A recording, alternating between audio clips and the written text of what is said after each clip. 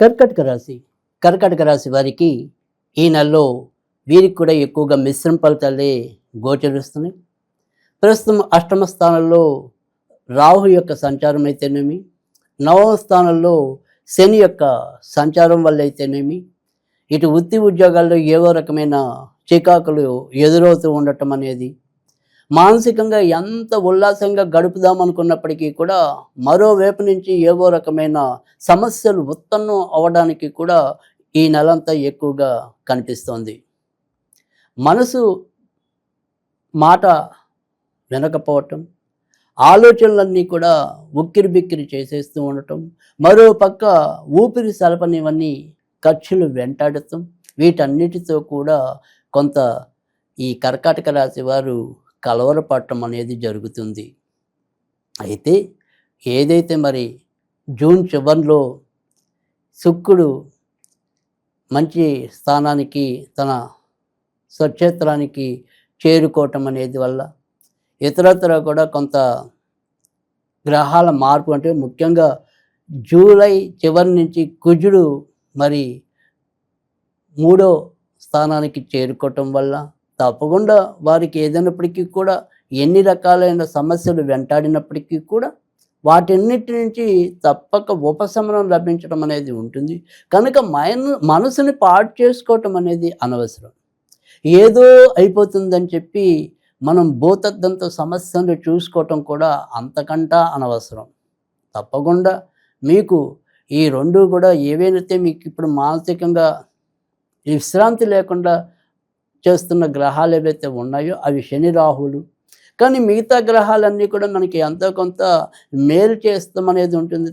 కనుక వాటన్నిటి నుంచి మీరు అధిగమించి ముందుకెళ్తారు.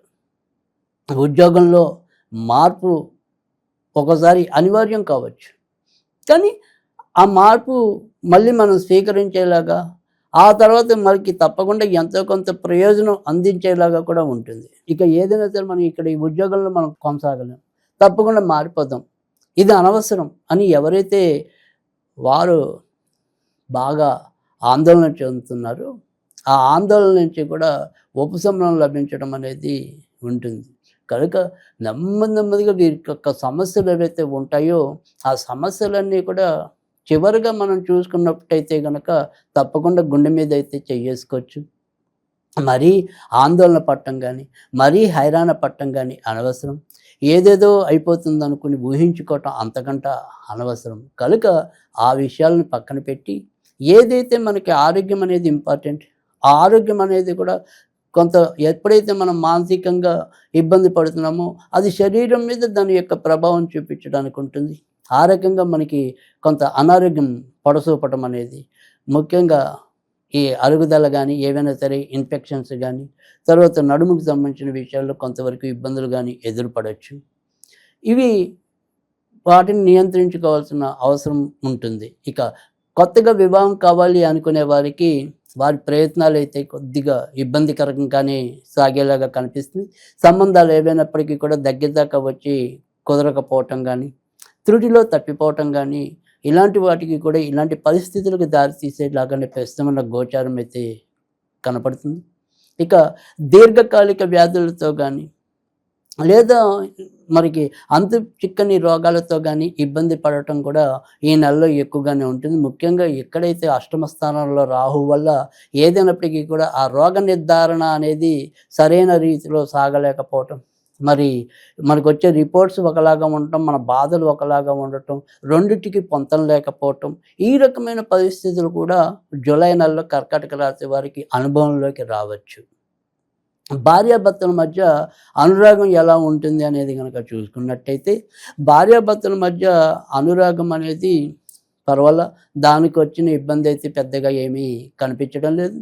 సరే, ప్రతి ఇంట్లోనూ ఏవైనా సరే చిన్న చిన్న కలతలు కానీ, చిన్న చిన్న అలకలు కానీ ఉండొచ్చు. అవి మనం పెద్దగా పట్టించుకోవాల్సిన అవసరం లేదు. అదే రీతిలో ఈ భార్యాభర్తల మధ్య సఖ్యత అనేది ఇలా చిన్న చిన్న అంశాల్లో కొంత ఇబ్బంది అన్నప్పటికీ కూడా చాలా బాగుంటుంది. ఉల్లాసకరంగా, ఉత్సాహకరంగా వారు అనుకున్న ప్రదేశాలని తిలకించి రావటం అనేది కూడా ఉంటుంది. ఇటు ఆధ్యాత్మికంగాను, అటు మనోరంజకంగా చూసుకుంటే మనోరంజకంగాను, ఎలా చూసుకున్నప్పటికీ కూడా 2 రకాల అంశాలని మేళవింపు చేస్తూ ముందుకు సాగిపోవటం అనేది కూడా జరుగుతుంది. కనుక ఇది కూడా మనం మెచ్చదగిన అంశంగానే కర్కాటక రాశి వారికి చెప్పవలసి ఉంటుంది. ఇక విదేశాలకి వెళ్ళాలి అనుకునే ప్రయత్నాలైతే గనక పెద్దగా ముందుకెళ్ళవు.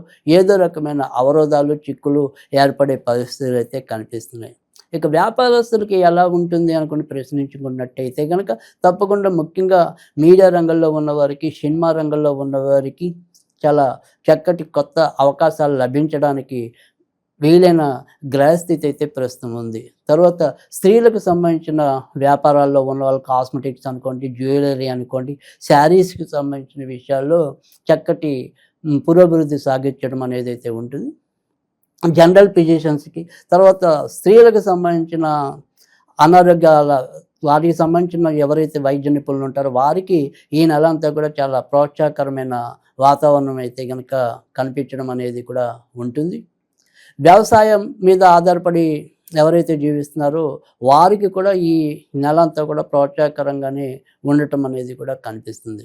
ఇక తోడబుట్టిన వారితో కొంతవరకు ఏదైనా సరే చిన్న చిన్న చికాకులు ఎదురయ్యే పరిస్థితులు అయితే ఉండొచ్చు. వాటి విషయంలో కొంతవరకు జాగ్రత్త తీసుకోవటం అనేది అవసరం.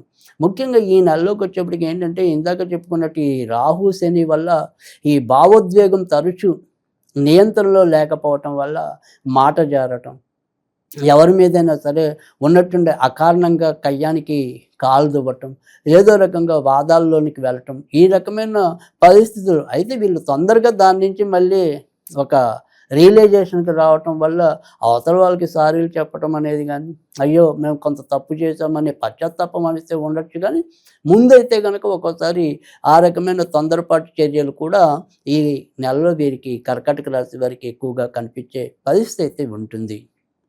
ఇక వ్యాపారము, ఉద్యోగం, తర్వాత రాజకీయ రంగంలో ఉన్న వారికి కూడా ఈ నెలలో చక్కటి ప్రోత్సాహకరమైన వాతావరణం అయితే ఉంటుంది. ఏదైనప్పటికీ కూడా జూలై 15వ తారీఖు లోపైతేనే చాలా ఎక్కువ మంచి జరగటం అనేది అయితే ఉంటుంది.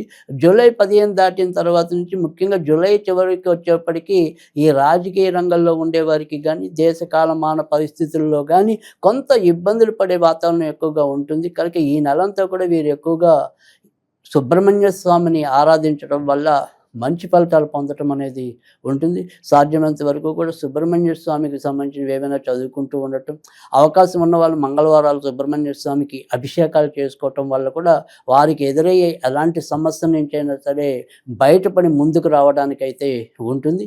ఇక ఈ నెలలో వీరు ఏదైనా సరే చదువుకోవాలి అనుకుంటే కనుక ఓం సర్వనోద్భవాయ షణ్ముఖాయ నమః, ఓం సర్వనోద్భవాయ షణ్ముఖాయ నమః అనేది వీలైనన్ని సార్లు చదవటం వల్ల కూడా తప్పకుండా మంచి జరుగుతుంది.